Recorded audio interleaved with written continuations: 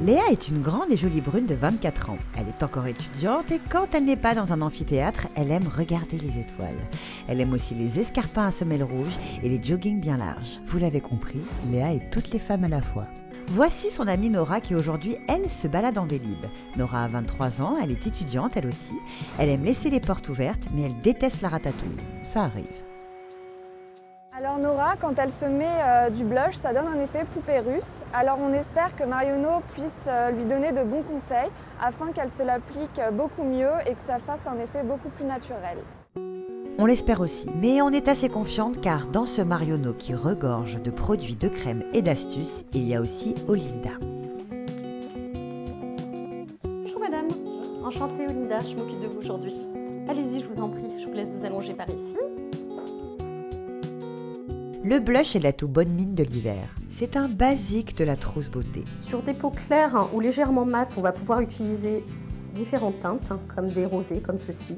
Pour les peaux qui vont être beaucoup plus mates, voire les peaux métisses et noires, on va pouvoir utiliser des teintes comme ceci.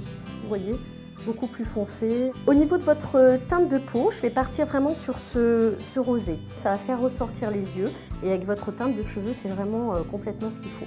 Donc, on commence. On se munit d'un pinceau souple et large et on prend un peu de blush crème.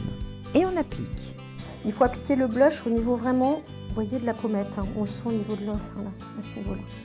Très simple, c'est très agréable à travailler. Et au niveau de la sensation, ça ne tire pas. Pour le blush en poudre, on prend donc l'autre côté, on tapote légèrement pour enlever le surplus.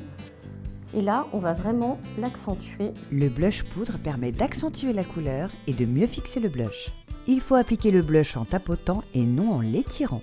Vraiment par petit tapotement. Et après, je vous ai dit, on finit avec la poudre et on termine au doigt. Ce qui donnera vraiment un effet beaucoup plus rosé naturel au jour.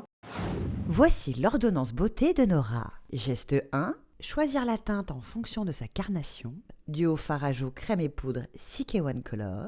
Geste 2, utiliser un pinceau adapté. Préférez les poils synthétiques. Pinceau à fond de teint Marionneau. Geste 3, appliquer en tapotant. Commencez par le blush crème et terminez par la poudre.